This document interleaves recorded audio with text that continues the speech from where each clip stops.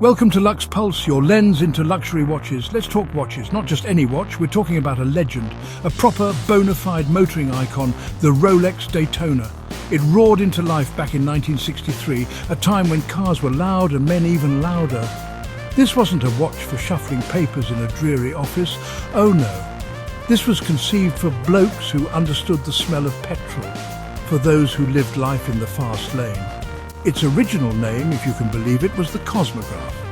Sounds a bit space-age, doesn't it? But its destiny, its true calling, was firmly on the tarmac, not floating amongst the stars. Now, why did Rolex, a company already making some pretty decent timepieces, decide to build this specific instrument? Simple. There was a need, a very specific, high-octane need. Professional racing drivers, you see, they needed more than just the time of day. They needed to measure speed. They needed to time-lapse with pinpoint accuracy. This was serious business. Winning or losing, sometimes even living or dying, could come down to fractions of a second. So Rolex set out to create the ultimate tool for these speed merchants. A chronograph that was robust, reliable, and easy to read when you're wrestling a powerful machine around a track at terrifying speeds.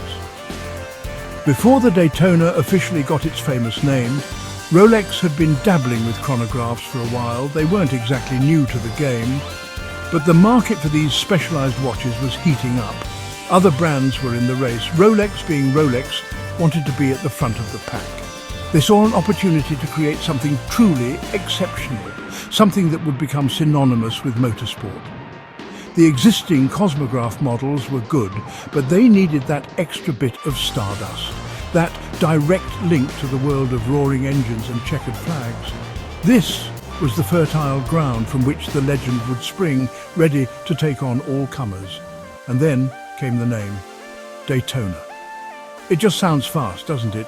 It's named, of course, after the Daytona International Speedway in Florida, a place of pilgrimage for petrolheads.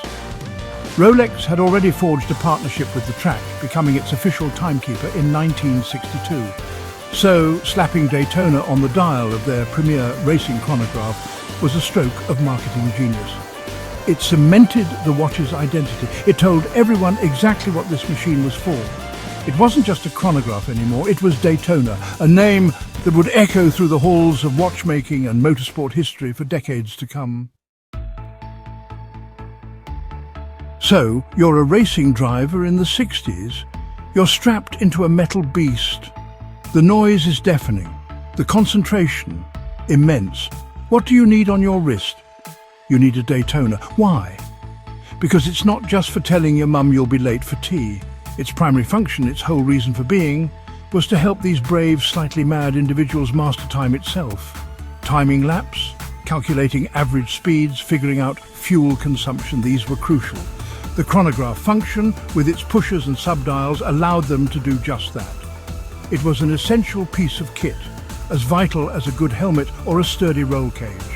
The most prominent feature, screaming its purpose at you, is the tachymetric scale. It's usually engraved on the bezel. What's that for, you ask? Well, it's not for measuring how quickly your dinner is cooking, it's for measuring speed over a known distance. Start the chronograph at a mile marker, stop it at the next, and the hand points to your average speed. Ingenious. For drivers and their teams, this was invaluable information. It allowed them to fine-tune performance, to understand the car, to shave off those precious milliseconds. It transformed the watch from a mere timekeeper into a sophisticated analog computer for the wrist. Rolex's connection with the Daytona International Speedway wasn't just a naming gimmick, it was a deep-seated partnership. As the official timepiece, Rolex was at the heart of the action. The winners of the grueling Daytona 24-hour race, one of the most demanding endurance events on the planet, were often presented with a Rolex Daytona. Imagine that. You survive 24 hours of automotive torture, and your reward is one of the coolest watches ever made. This association further burnished the Daytona's credentials. It wasn't just after the race, it was of the race, part of its very fabric. Interestingly, the Daytona wasn't an overnight sales sensation. Hard to believe now, I know. In the early days, some dealers apparently struggled to shift them. They were specialist tools, and perhaps the world wasn't quite ready for their rugged charm.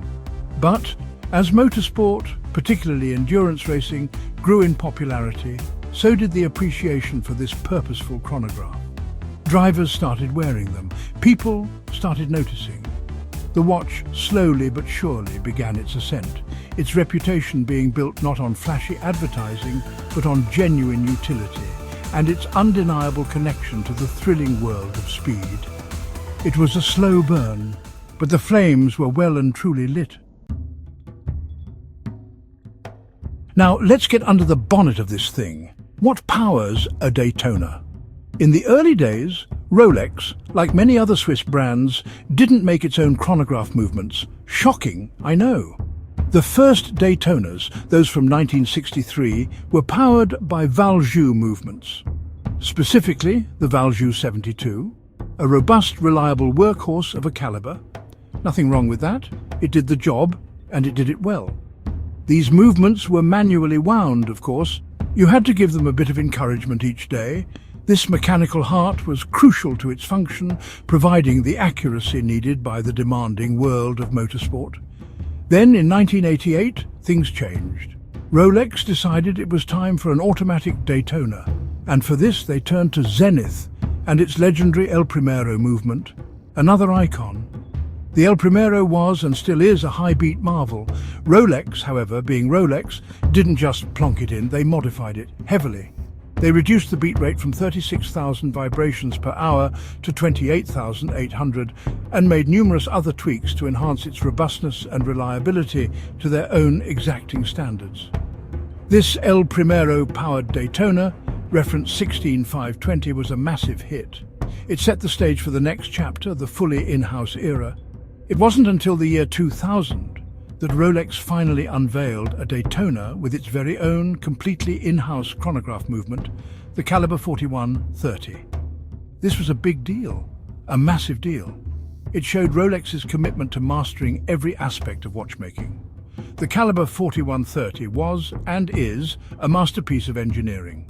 Fewer components than its predecessors, a parachrom hairspring for greater resistance to shocks and temperature variations, and a power reserve of around 72 hours. It's efficient, it's tough, and it's incredibly precise. This is the engine that powers the modern Daytona, ensuring its legendary performance continues.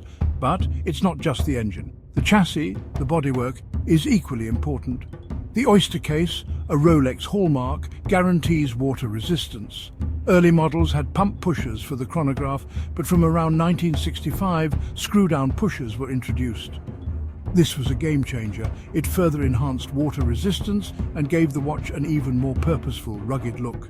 And then there's the Cerachrom bezel, introduced on steel models in 2016. Made from a high-tech ceramic, it's virtually scratch-proof and impervious to fading.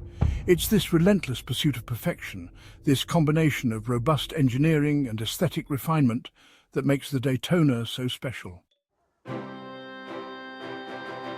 You can't talk about the Daytona without mentioning one man, Paul Newman, the actor, the racing driver, the salad dressing king.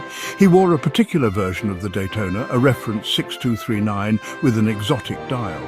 And because he wore it, because he was impossibly cool, that specific dial configuration became known as the Paul Newman Daytona. These are now among the most sought-after, most ludicrously expensive watches on the planet. His Paul Newman Daytona sold at auction in 2017 for a frankly bonkers sum, something like £14 million. That's not a watch, that's a small country's GDP. This Paul Newman effect catapulted the Daytona from a well-respected sports watch into the stratosphere of collectability. Suddenly everyone wanted one. Prices for vintage models, especially those with the Newman dial, started to climb and climb and climb. What was once a tool watch costing a few £100 in the 60s and 70s, perhaps £200 or £300 if memory serves for a standard model back then, became a multi-million-pound trophy. Even standard new Daytonas, if you can even get one from a dealer without a waiting list longer than your arm, command huge premiums on the secondary market. A steel model might retail for around £12,350, but good luck finding one at that price. It's not just Paul Newman, though. Countless other racing legends, celebrities and people who just appreciate damn fine engineering have worn a Daytona. Sir Jackie Stewart, a titan of Formula One, is a long-time Rolex ambassador and Daytona wearer. You see them on the wrists of rock stars, Hollywood A-listers and successful business types. It's become a symbol, a nod to a shared appreciation for performance, for heritage, for something that's built to last. It says you understand quality. It says you've probably got a bit of petrol in your veins, even if you drive an electric G-Wiz, which would be a crime, by the way. So what is it that makes the Rolex Daytona more than just a watch? It's the history baked right in. It's the connection to the golden age of motorsport. It's the timeless design that, frankly, hasn't changed all that much because it didn't need to. It was right from the start. It's the robust engineering, the relentless pursuit of making it better, tougher, more precise. It's a statement. It's an investment. For many, it's the Grail watch, the one they aspire to own. The Rolex Daytona isn't just an icon of watchmaking, it's an icon, full stop.